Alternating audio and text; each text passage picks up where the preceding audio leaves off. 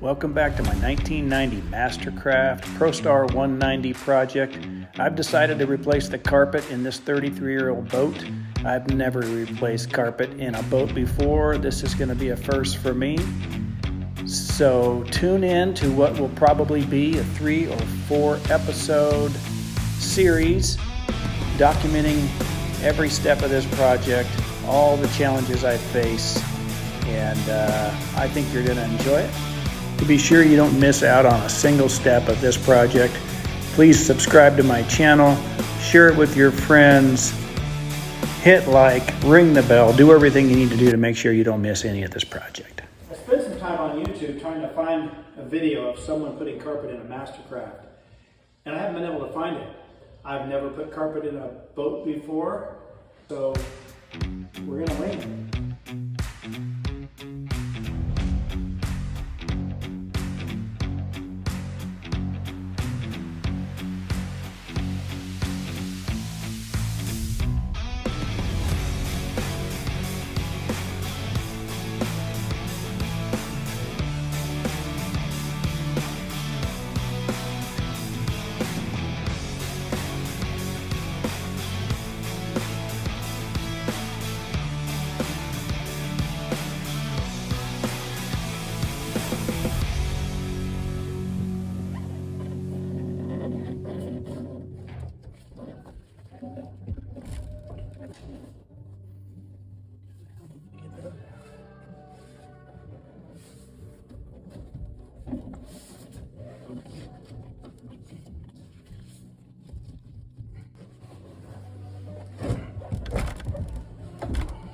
On the back, they're underneath there, and I'm not sure how to get those out, so I'm going to continue to mess with the seats.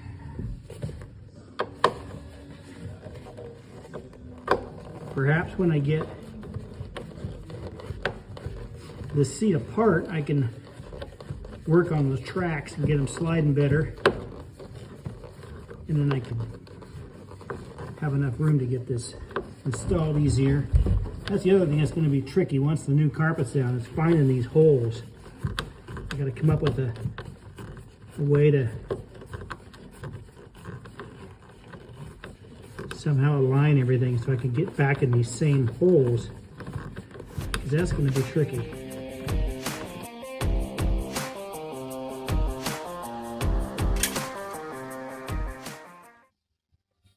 All right, this is what I'm talking about. So I got these screws out here. I can get a little bit of flex out of this, so I can get the carpet under there. I got to pull this board. I got to get the pylon out.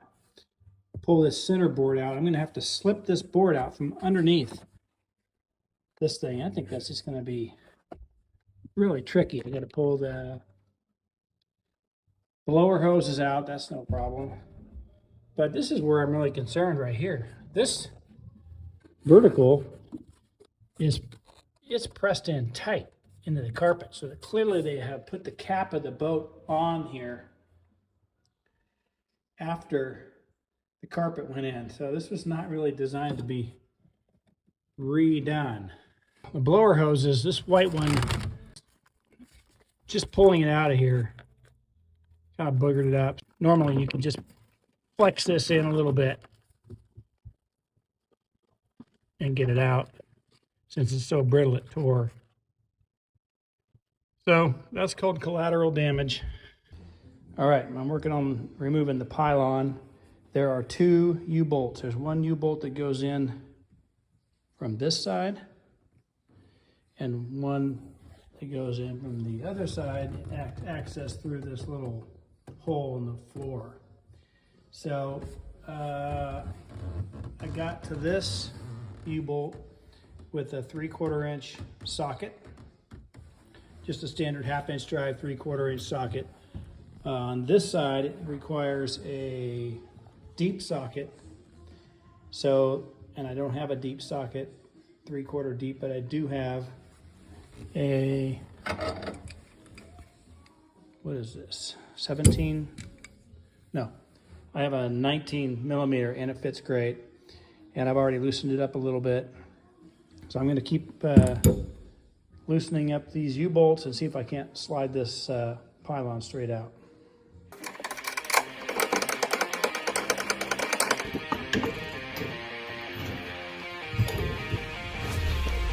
Well, that was no problem at all. I felt like I barely loosened up the lower one, and this upper one I might even loosen it more than I need to. I wonder how that's going to get back in. I'd have to do a little bit of and go in just like that. So, all right, well, if you've been worrying about that, don't. That's easy.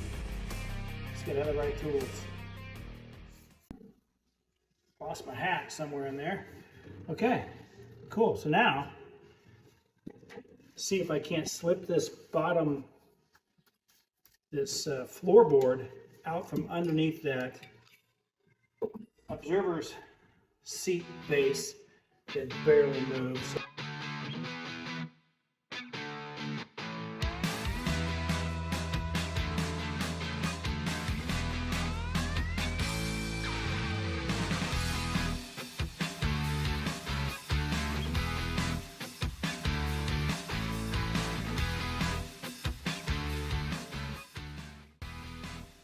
This is the point I began to realize I was stumped when it came to moving this floorboard out from underneath the observer's seat base.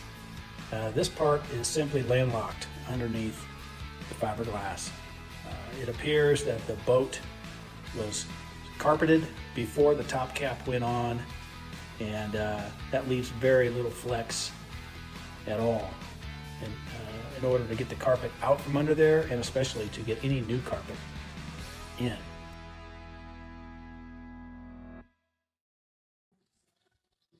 All right, I've been pulling this carpet off, and I've been pulling it out from underneath this board, and while I was yanking on the carpet, it popped over like this. So there's still some hope that I'll be able to pull this out. I just don't know how I'm going to get it back in there once it's all recarpeted.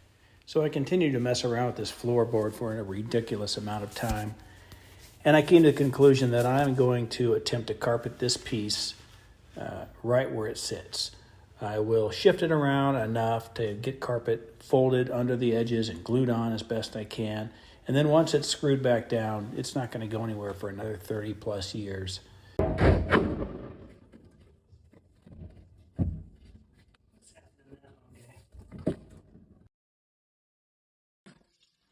So I took my knife and I cut along the front of this base to separate the carpet, because there's no way I can go underneath this. It's just too tight back in this corner. So I'm going to have to put a seam under here. And I was just pulling this up, and I gave it a tug, and the whole thing, this whole half came right out of the bow. Like there's hardly any glue in there. It just came out.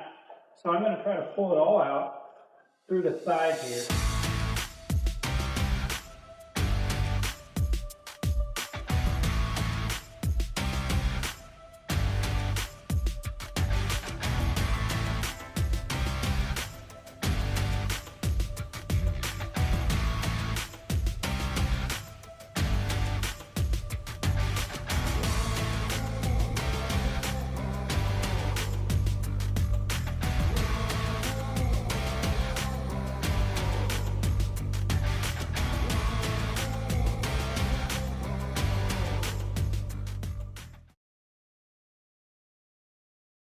All right, let's get the fuel cell out of here. I removed these two bottom brackets, bagged them up. I'll put everything from the fuel tank in this baggie. There are two more brackets in the back corners. I'll take those out.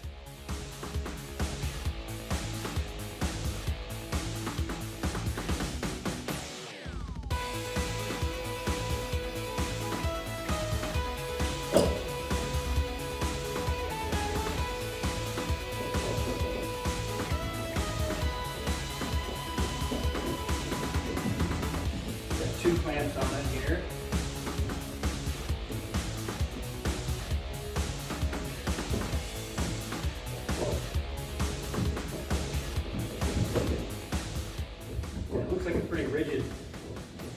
hose. I don't think I'm going to be able to flex it off of here.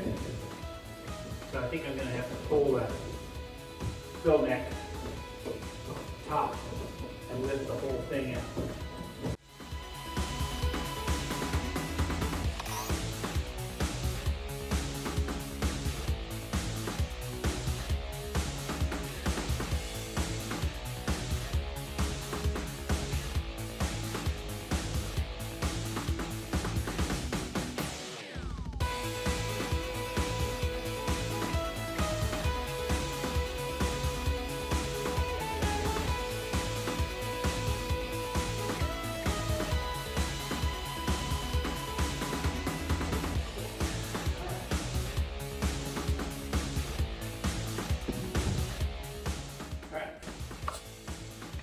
Come out.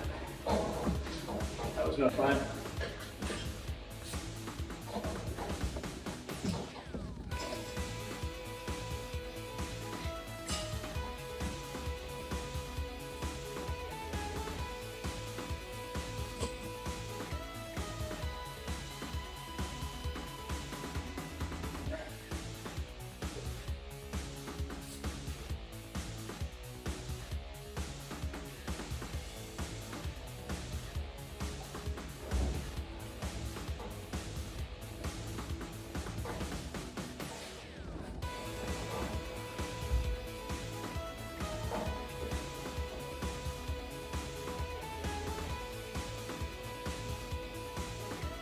Slimy.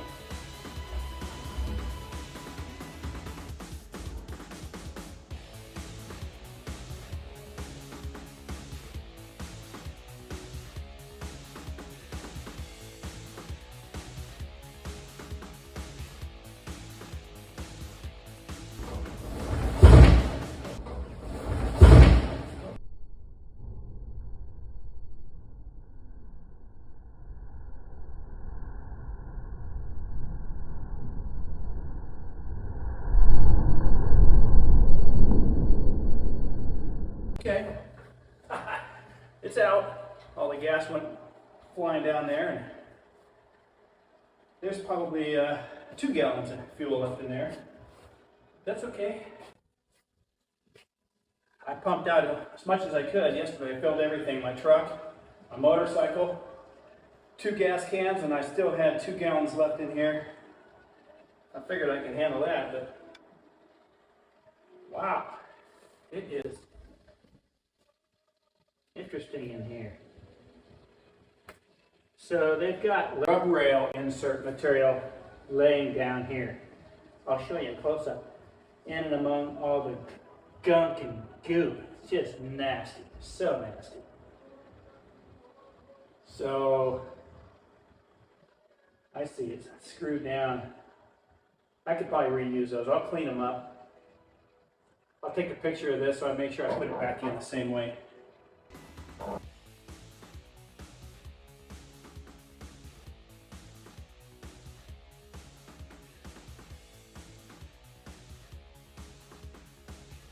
The last one of those out.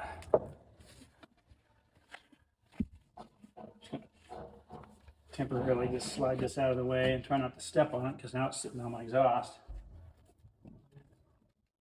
But I want to pull the rest of this carpet out of here. And then I'm going to do a little tool reset. I've emptied out my toolboxes here on this little task.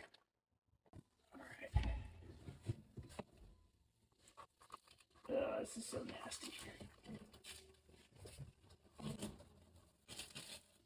I'm just really glad that this glue is coming out so easy.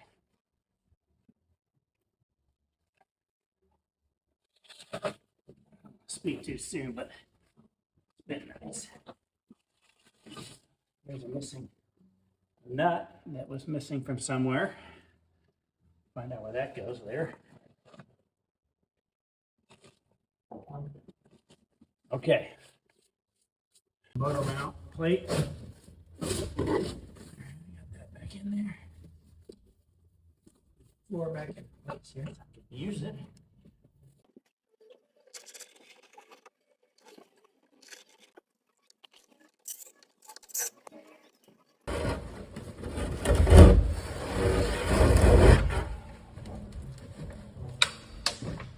Here we'll clean all that up, scrape it a little bit, maybe sand on it just a little bit. I'm gonna get too carried away because this is contact cement.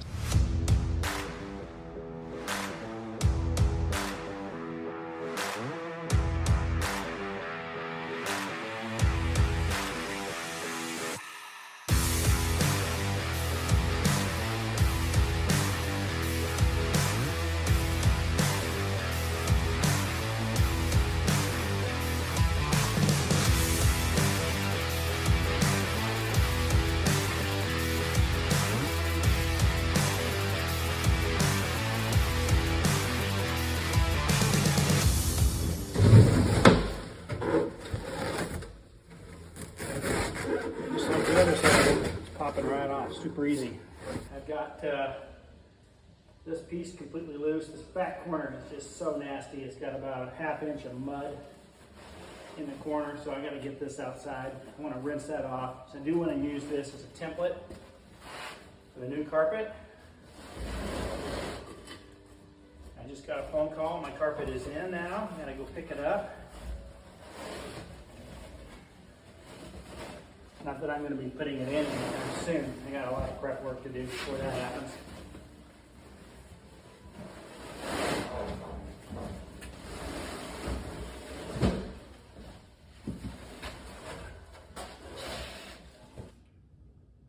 Okay, I've made a great deal of progress. I have removed all the carpet from inside the boat. I vacuumed it out just a little bit, and the next step is going to be to scrape the contact cement off the floor and the walls. I've taken all the pieces and laid them out in my shop. The only piece I had to kind of put back together and duct tape the tears was the section that we looked at earlier, where the battery box and this board that's landlocked underneath the observer's seat, platform, or base. Back in here, it's still pretty dirty. I got more cleaning to do. I vacuumed out all the mud and junk that was back in here. And so I'll scrape this, clean it, vacuum it up really good. I'm just using a utility blade. I got a whole package of these things. They make scrapers that you can use, but I just like to have the ability to use my fingers and work in tight areas with one of these. You gotta be careful you don't whack yourself with it, but I've done this for years and I just prefer doing it this way.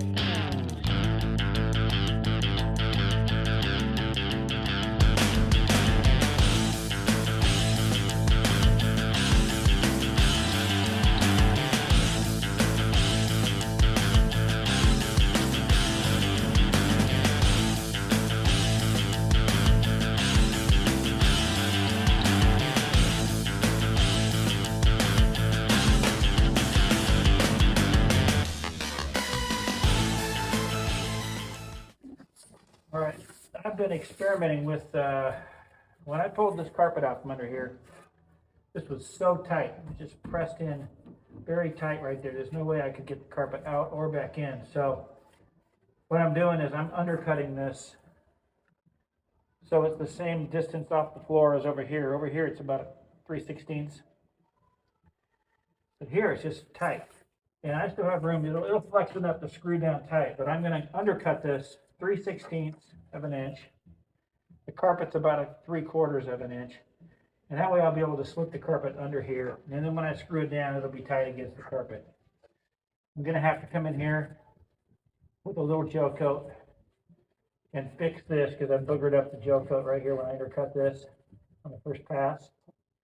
So I'll need to get some gel coat on that because it looks like I've exposed the fiberglass a little bit, although it still looks like there's resin on there. But just to be careful, just to be sure, I'm going to just slap a little gel coat in there. But I'll show you how I'm undercutting this board. It's about 3/16. I got my trusty multi-tool I've used in just about every video I've ever made because this is the best tool in my bag. And I'm just going to undercut this right here.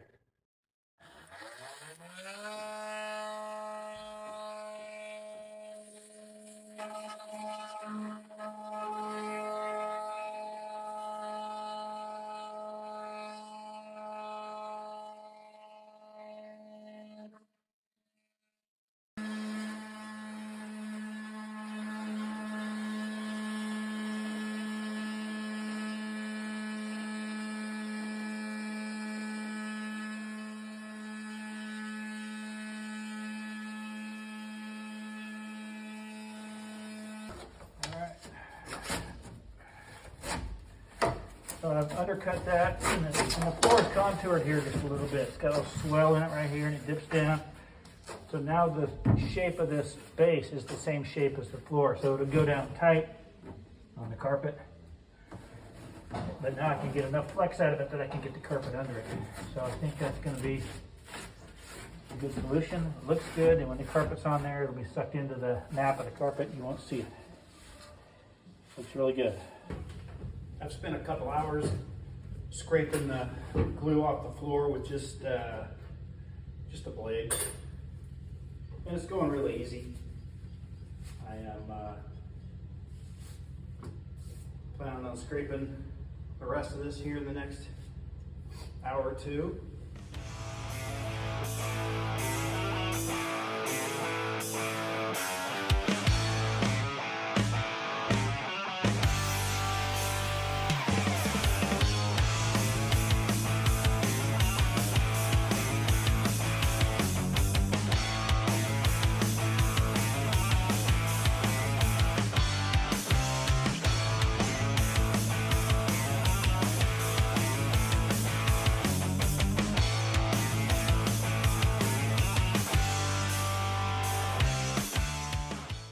Spend some more time here sanding and scuffing along here, cleaning up the corners. Got to work on those two spots for the Speedo tubes, and then I'm going to vacuum everything out, and then I'll spend another significant amount of time wiping it down. Well, I added a step. I mentioned earlier I was going to wipe this out with some kind of solvent, which I still plan to do. But I decided to use a rag, soap and water. I used some Simple Green and some warm water, and I wiped down the entire thing. Sides, bottom, nooks and crannies. And I had to rinse out the bucket and put clean soap and water in 2 times. So a total of 3 times clean buckets of water. The amount of grunge that came off was incredible. So I wanted to mention that because you wouldn't want to waste solvent on cleaning up grime like that. So I decided, just because it was so grimy, I'm going to do it one more time. A whole new clean bucket, new rag. Next week, there's a whole lot more to do before we can bring in that new carpet. Be sure to like and subscribe because you don't want to miss the rest of this.